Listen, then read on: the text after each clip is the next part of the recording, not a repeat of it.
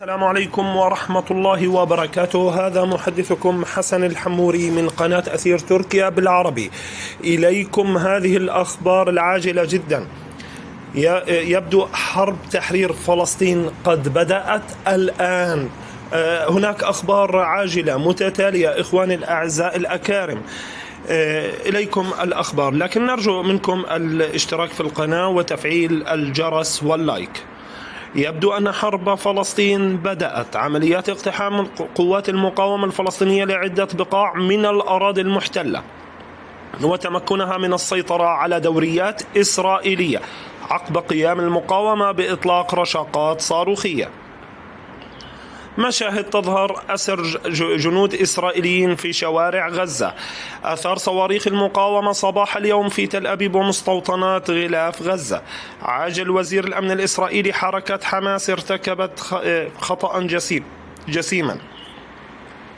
اندلاع مواجهات مع قوات الاحتلال في بلدة سلوان جنوبي المسجد الأقصى.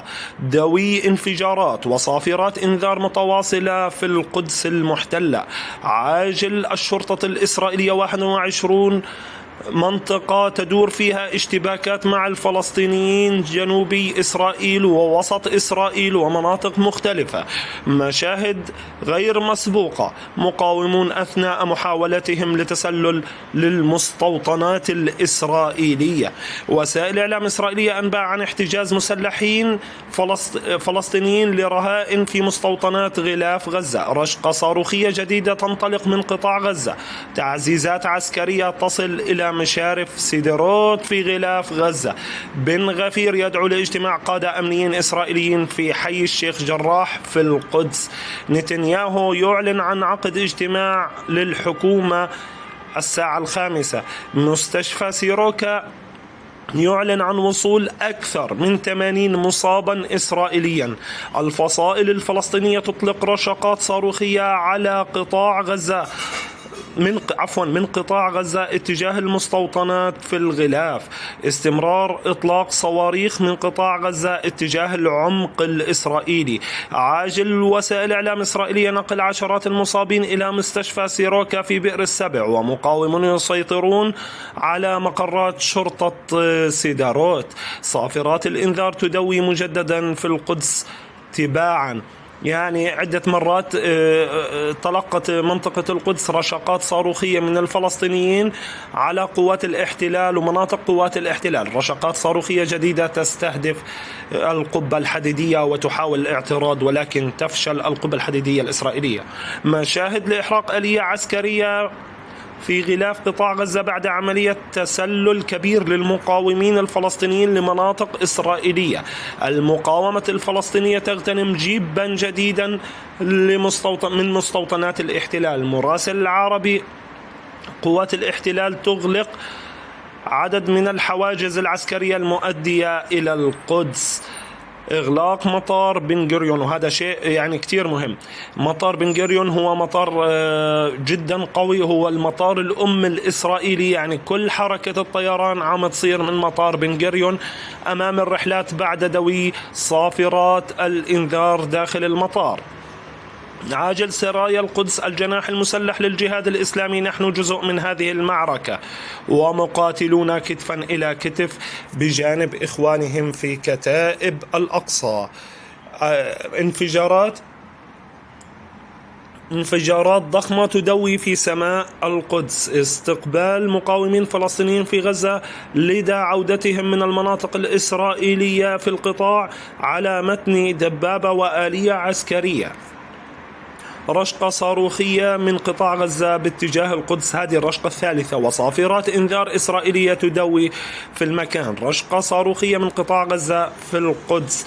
عاجل وسائل إعلام إسرائيلية: مقاومون يسيطرون على مقر شرطة سيداروت في غلاف غزة.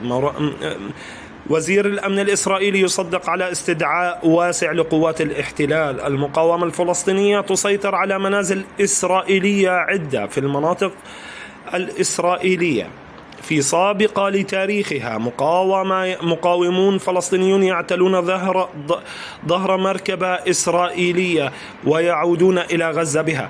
مراسلنا: إغلاق مطار بن غوريون أمام حركات أمام حركة الطيران في كل مناطق. طبعا راح نشر لكم إخوان الأعزاء صورة إحراق دبابة إسرائيلية عند سياج شرق غزة. مراسلنا: فلسطينيون يتجاوزون السياج الحدودي الفاصل شرقي خان يونس. الدفع بقوات إسرائيلية لمناطق التي شهدت تسللا. المتحدث باسم الجيش الإسرائيلي: حركة حماس ستدفع ثمنا باهظا. الجيش الإسرائيلي: حركة حماس بدأت عملية مزدوجة شملت إطلاق قذائف صاروخية وتسللات عدة للمناطق الإسرائيلية. وسائل إعلام إسرائيلية: مقاومون فلسطينيون يسيطرون على عدة دوريات بعد تسللهم. كلمة القائد العام لكتائب القسام: هذا يوم الثورة الكبرى لتحرير فلسطين من أجل إنهاء الاحتلال.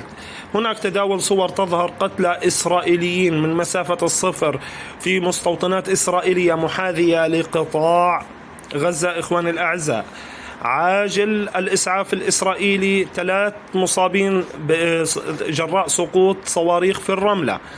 إعلام إسرائيلي: التقديرات الأمنية تشير إلى حدوث تسلل من 4 مواقع على الأقل. مشاهد لتبادل إطلاق النار مع المقاومين الفلسطينيين داخل مستوطنات غلاف غزة.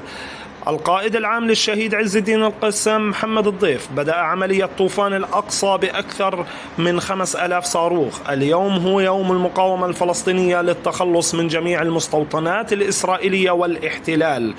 آن الأوان لتحدد كل القوى العربية والإسلامية لنكس الاحتلال. لا وجود من الآن لمن يعترف بالتنسيق الأمني في إسرائيل. مقاومون فلسطينيون ينجحون في تسلل بلدات عدة من الداخل